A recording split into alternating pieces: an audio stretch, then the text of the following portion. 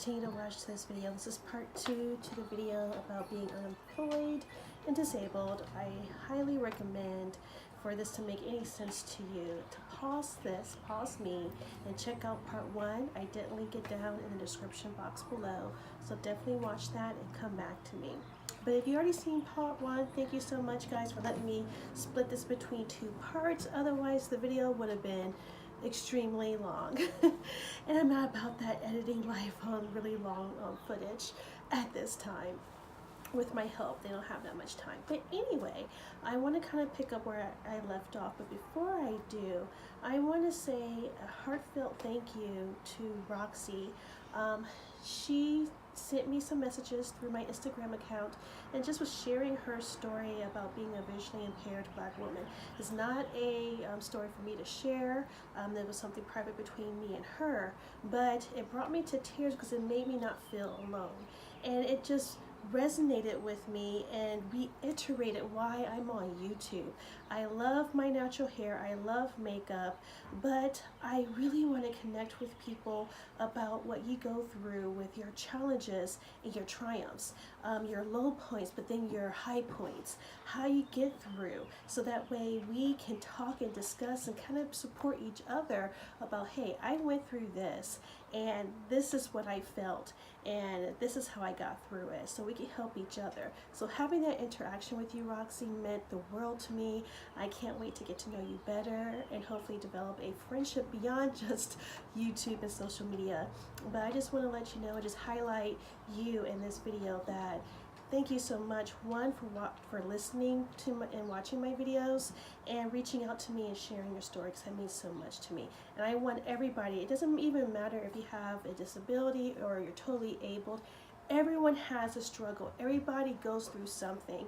And I'm so sick and tired of, and maybe it's my age, I didn't grow up in the age of social media or that pressure of always looking perfect and everything is happy. I am a product of the 70s. I'm a Generation X baby. We're very cynical, I guess. But it's okay to show the hard side. It's okay to show the struggles, because those are what you learn from. Those are where you grow from. We have a thing in project management where someone shares their prototype, and yeah, it's nice hearing the compliments, but you don't make a good product with compliments. You make good product with the feedback, the good criticism. And that's the same with life. It's great to be like, oh, my life is perfect, I'm perfect, everything's great. But you don't learn from that, you don't grow from that, you don't change from that. You learn and change and grow from the difficulties, because you go through it and you learn from it, and you're able to look back and see someone else going through it. It's like, hey, I've been there, I know how you feel. And it's okay to feel bad. It's okay to feel angry. It's okay to feel frustrated and disappointed, because you know what? You don't stay in those state of minds forever. You work through it. So yeah, so I hope you guys enjoy part 2, and I'll see you guys at the end. So I know I'm comparing my job search being disabled with the grieving process, because that was my journey. That's how it really coincided for me. But I want to make sure you guys understand, this is not a total linear experience. I don't move from one phase to the next and leave the other phase behind. It's very organic, it's very back and forth. What basically triggers me, any type of rejection, when I'm working so hard to find employment, I can easily slip from depression or to anger or to denial. So I just wanted to kind of give that little disclaimer that this is not a linear journey for me. I go back and forth between these different phases depending on what type of triggers set me off to go there. But anyway, the next phase I wanted to talk about was bargaining. And I like to bargain about like pleading and praying to God or the universe or whatever higher entity you believe in, or if you don't believe in one, just having like this eternal belief that if I do something good, it's going to come back to me threefold in goodness. So that's kind of a bad setup to put yourself in. Like I said, I've been bargaining with God by praying so much. Please God, help me find a job. Please God, let me be able to take care of myself and my family, keep the roof over my head. Please God, I'm a good person. I'm basically, even though I'm trying to give control, let go, let God, I'm still holding on that control. If I want to be realistic to myself, I'm holding hard. I'm not letting go and letting God help me, direct me to the path. Instead of saying, why is this happening to me? I should be like, you know what? This is not what God wants me to do. But it's hard, especially if you've been unemployed for more than 6 months, almost a year, and you're trying so hard to get back on your feet and just get back to some normalcy, some type of routine. That break of routine just messes with your brain and messes with your mental health and your financial stability. You know, you find yourself sleeping more. You find yourself like, I'm a prisoner in my own house. I can't leave. I don't have a car because I can't drive. Things of that nature. So I find this phase like to bargain with God and the universe. Like, if I do good, therefore you will bless me with goodness back. It's kind of like setting yourself up for failure. I wish that this wasn't part of my journey, that, you know, if I don't get something back right away, then I feel like God's not listening, or I may not be as good of a person as I thought I was, or I'm not deserving. You go into that self-loathing, self-hate talk, and you forget about the self-love and self-confidence you need to feed yourself during this very delicate moment in your life. So I really hate this phase. This phase is basically kind of setting you up for depression.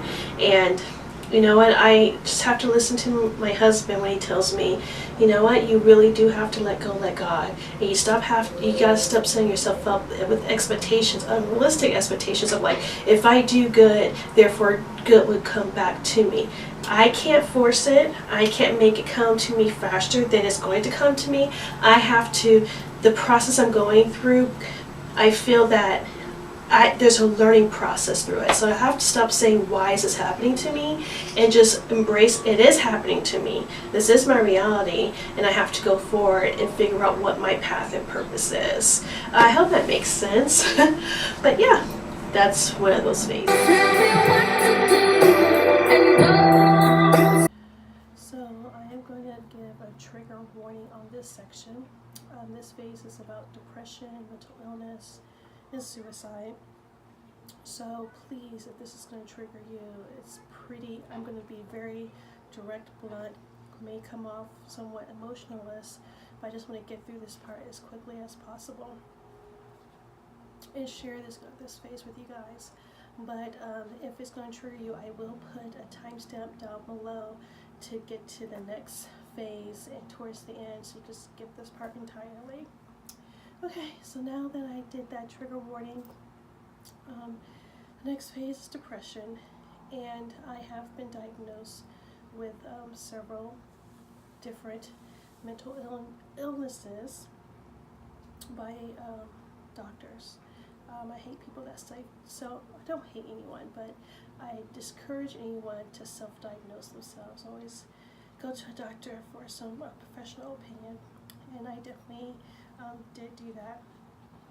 So my depression just really got worse after this, because I did not realize how much I wrapped my identity into my career and into my self-worth and into my self-love. My job title, the professional networking I was able to achieve with that title in the company I worked for, helped me deal with a lot of things that I didn't want to deal on a personal level myself. So when that was taken away from me, I literally had no identity. I didn't have any purpose. I felt I was worthless, didn't have any value. And one thing about dealing with depression or mental illness, it hurts. And it's not just a mental hurt, you know, you don't just feel, it's more than just sad, it's beyond sadness. I felt hopeless and worthless and just cried all the time. It didn't matter. I could not console myself. Inconsolable sobbing because I felt like I was nothing. So during this time frame from January to now, I did have had 2 suicide attempts, and like I said, I was in so much pain, physical pain. It hurt to get up. My whole body hurt. I was tired. I'm still tired. I could not, in that moment, I didn't see any other way. I wasn't thinking about anybody else. I didn't see any other way to end what I was feeling, this unbearable suffocation, other than ending my life. So my first attempt was in January, and I attempted to hang myself. And not unfortunately, but fortunately, it was so weird, you know, all I had to do was stand up, but I didn't. And by the grace of God, what I was using, the knot wasn't tight enough and it unloosened and I fell to the ground. The second attempt was pills. I wish I could say that this phase is come and gone, but it's a monster I deal with every single day that I get up. And I'm having to relearn what true self-love is, and that it's a blessing for me to be able to wake up every day, because not everyone has that blessing. So I'm having a really hard, rough time just understanding my identity without other things defining it for me. So that's going to be a really long process, and I'm on medication. I have the professional help and the coping tools now that I need, but it's still work, and you're going to have to work hard at it. So dealing with that, plus I don't know. So this phase is very, very difficult and very different from anyone else. Obviously not everyone goes to the extreme that I have, but yeah, I just wanted to share. I know when I came back with my video for 2019 that I said, hey, I may share it with you guys, and I decided to.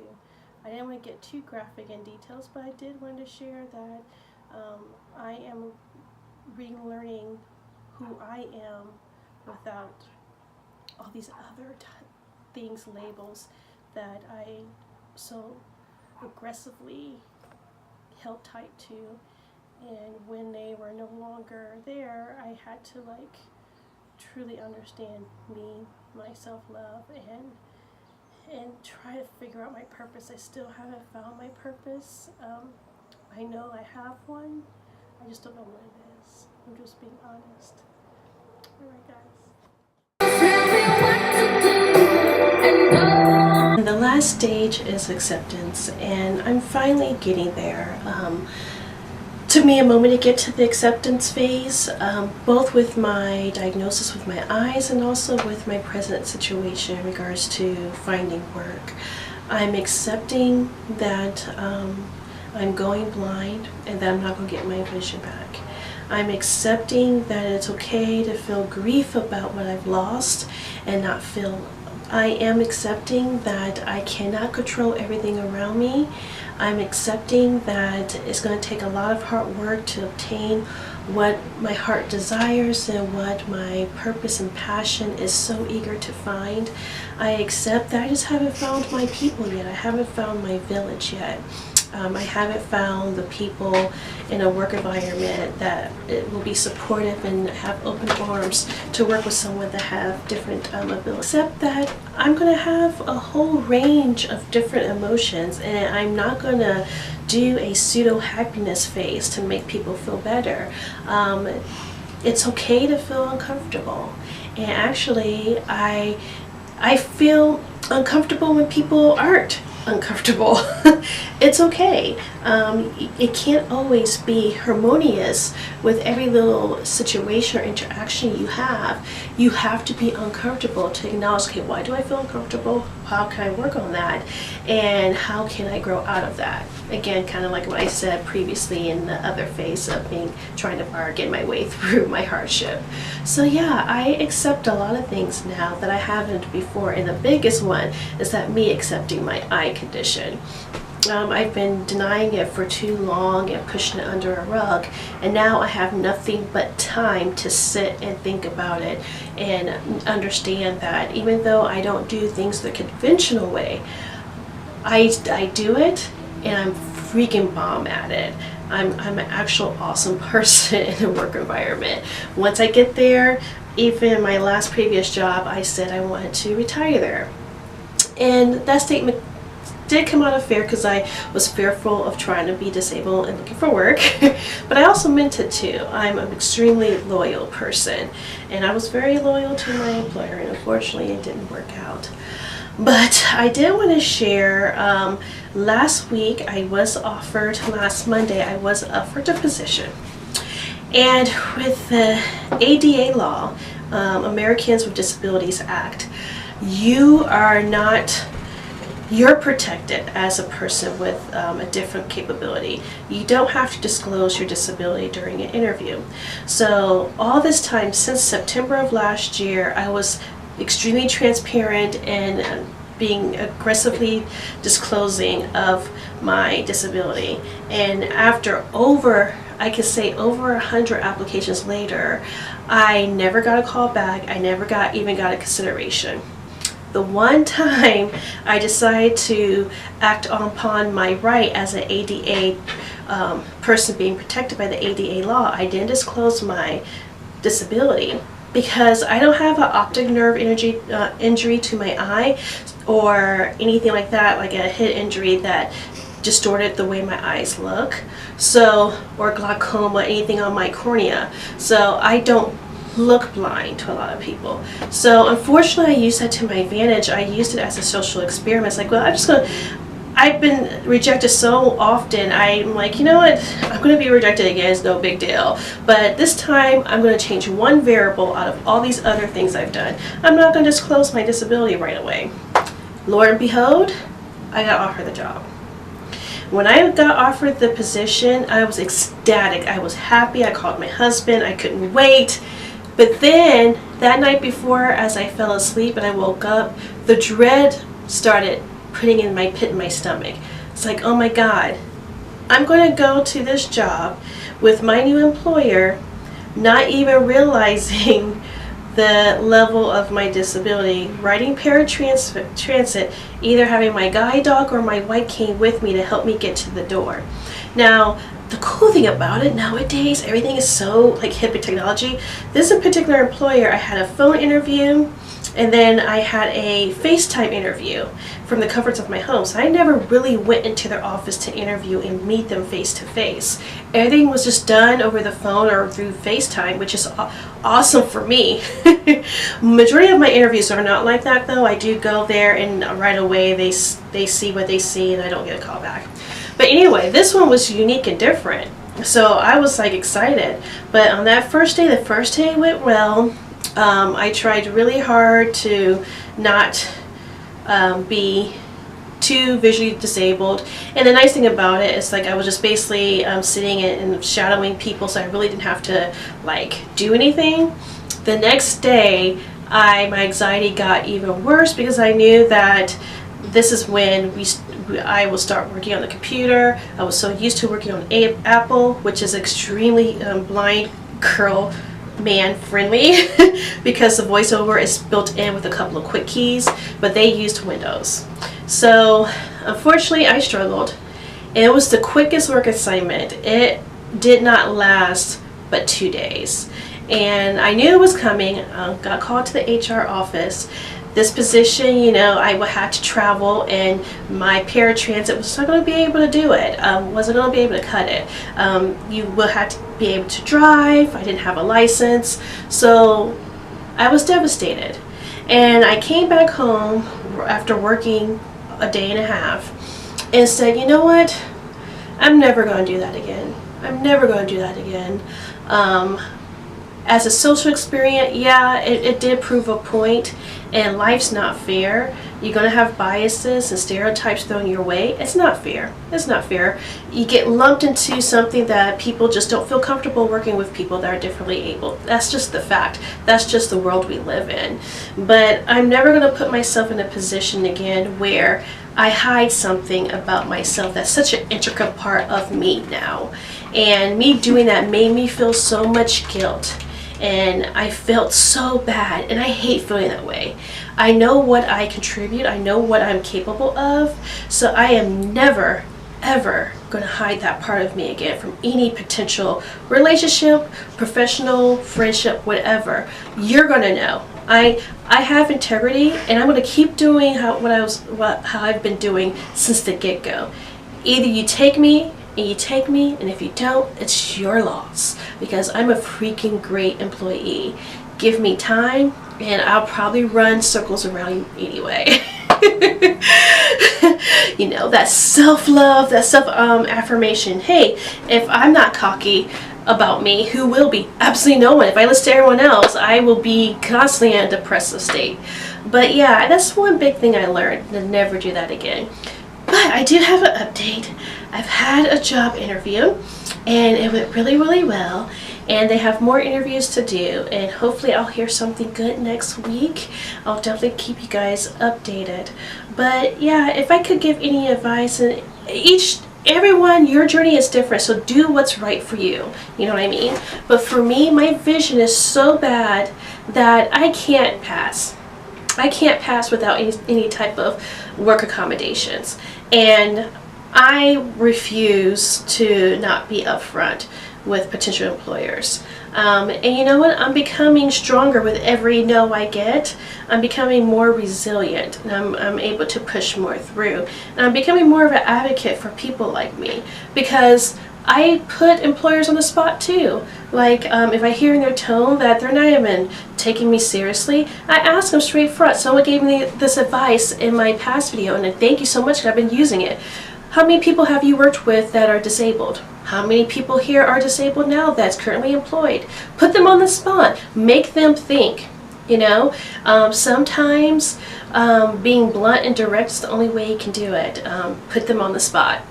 You know, I don't know what to say, but yeah, I'm in the acceptance phase, because I'm accepting a lot of things about myself. I'm learning so much about myself as I'm going through this process. So again, guys, down below, let's engage. Share with all of us what state you're from, what employers are open to hiring people with disabilities. If you are working, how'd you got that job with a disability? Or even if you're not disabled, if you're fully abled, share your experience if you were unemployed, the hardships you went through to find unemployment due to all the competition. Yeah, let's share all this information with each other. If you have any links or any contacts, or if you're an HR manager hiring and willing to give someone with a disability a chance, please put that information down below. There's so much YouTube channels that share about assistive technology and how to use technology and give reviews about technology, which is very, very helpful. I mean, I listen to those videos a lot, and I actually have a lot of assistive technology because of those videos. Nothing wrong with that. There's also a lot of videos about like guide dogs and like makeup and clothes, kind of just basically being a normal YouTuber. But for me, my platform, I want us to really engage and be a resource within ourselves to help each other, and to spread that word to other people too, so that way they know what's out there and they know what's available to them to utilize and reach out to. So please share your stories down below, because the more we share, the more we learn. All right, guys. I hope this video was helpful to anyone, and again, down in the comments, guys, below, share any challenges you're going through being unemployed, trying to find a job, even if you have a disability or don't have a disability. Share your story, because whatever you're going through and whatever you did to push through it, it's going to help so many other people, and we're going to feel so supported with each other as a community. So again, I hope you guys enjoyed this video, and like I say, Love your difference, embrace your uniqueness, and be the good to yourself and to others. All right, guys, until next time.